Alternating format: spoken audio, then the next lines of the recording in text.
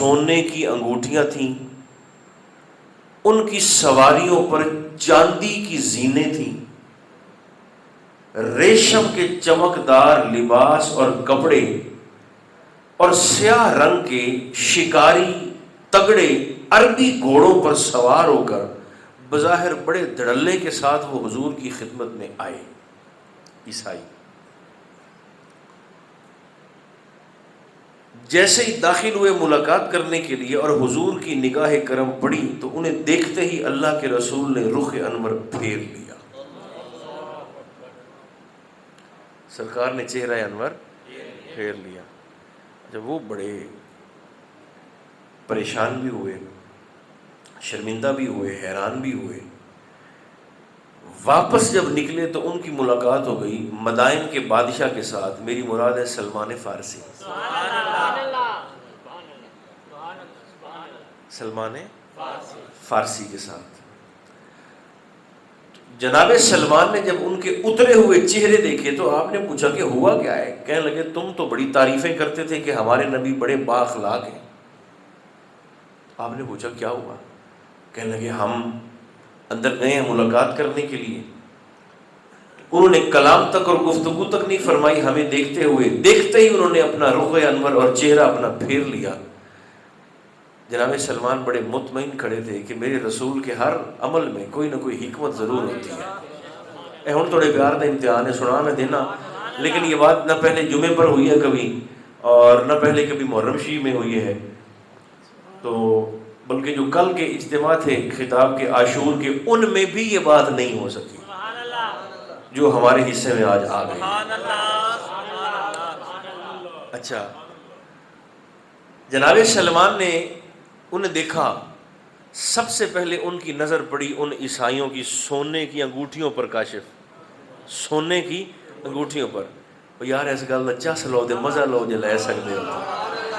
سیدی صاحب سونے دیا مندریاں انہاں ویکھیا نا سلمان فارسی، تو اسی نخرے کے ساتھ سلمان ان 18 عیسائیوں سے مخاطب ہو کر کہنے لگے، نہیں پنجابی سنو، انہاں عیسائیاں نو مخاطب ہوتے آندے نے کہ تساں سونے دیا مندریاں، مندری سمجھتے ہو نا، اس سونے دیا مندریاں پا دے تساں او دے اگوں شوخی مارن آئے ہو جائیں دے نوکر دا نام ابو ذر رہے۔ جسے ابو ذر کا معنی آتا ہے وہ زبان کھولے نا۔ ذر کسے کہتے ہیں؟ سونا، مال۔ جن کے جوڑے اٹھانے والے نوکر کا نام ابو ذر، سونے والا، زر والا، مال والا، جن کی نوکری کرتا پھرتا ہے، تم سونے کی انگوٹھیاں پہن کر ان کے سامنے شوخیاں مارنے آ گئے ہو۔ ایک بات، اور جب یار ایتھے جڑا گونگا نہیں نا وہ ضرور زبان کھولے، جڑا پیدائشی گونگا نہیں، چونکہ یہ ذکر اتنا بڑا ہے، یہ شخصیت اتنی بڑی ہے۔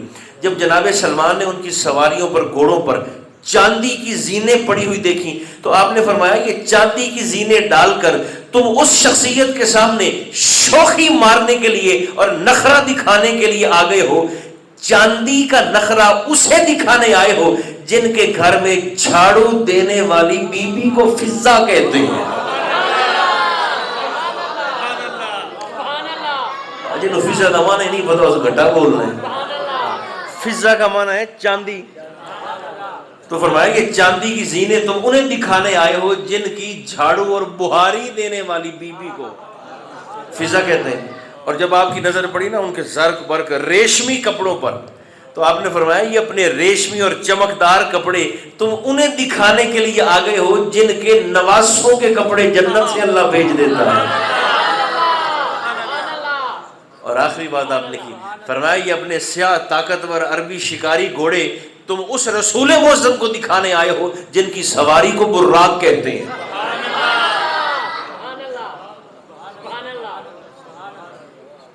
براق جن کی سواری ہو، نواسوں کے کپڑے جن کے جنت سے آتے ہوں۔ میں ایک دو ترے گلاں جناب فضا تے نہ سنا جو آپ میں سے سنانے والے ہیں یہ ان کے لیے نہیں ہوگی، انشاءاللہ انہیں مزہ آئے گا، یاد کر لیں۔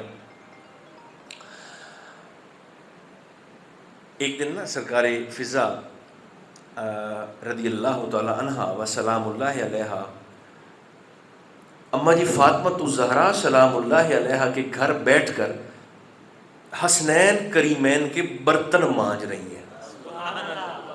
ایتھے تو بولنا چاہیے جی سرکار بولو نہ بولو بانڈے تو مینو مانجنے پوسے، اس کے بغیر چارہ ہی نہیں ہے.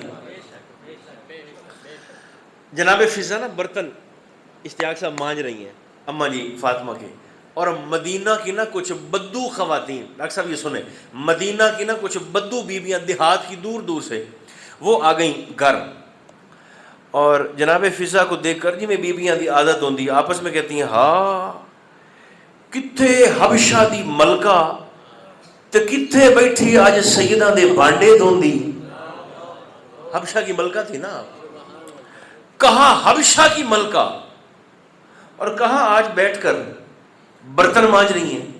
جناب فضا نے سیدہ کی بارگاہ میں عرض کیا اماں جان ان بیویوں سے کہیں کہ یہ چپ کریں،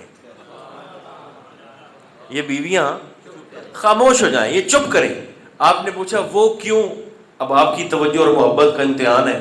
جس کے شاہ پر مودت جتنے طاقتور ہیں وہ اتنی پرواز کرے گا محبت کے ساتھ اس ذکر کے آسمان میں.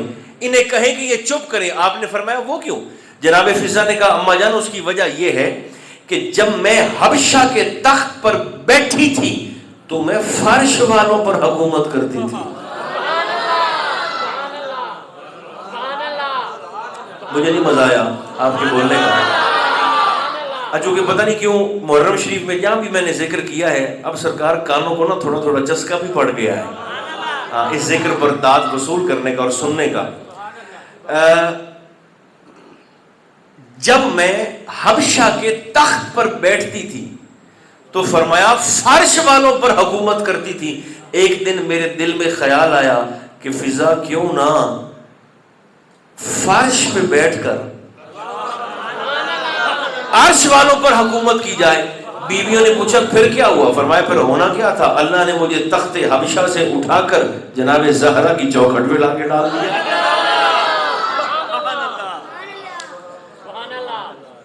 آپ کا یہ عمل بتاتا ہے کہ اس دروازے پر عہدے داری نہیں چلتی، صرف تابع داری چلتی ہے. عہدے نہیں چلتے، صرف تابع داری. انہوں نے پوچھا آپ تو ملکہ ہے، فرمایا نہیں تب عہدہ تھا، ملکہ تو اب بنی ہوں. برتن مولا علی شیر خدا نے نا ایک دن جناب فضا سے سوال کر لیا، بس میں جلدی سے باتوں کو سمیٹتا ہوں. سرکار فضا سے سوال کیا کہ بھلا تجھے ہماری خدمت کرتے ہوئے کتنے سال ہو گئے؟ یہ اس گھر کے نوکر ہیں، ہماری خدمت میں کتنے سال ہو گئے خدمت کرتے کرتے؟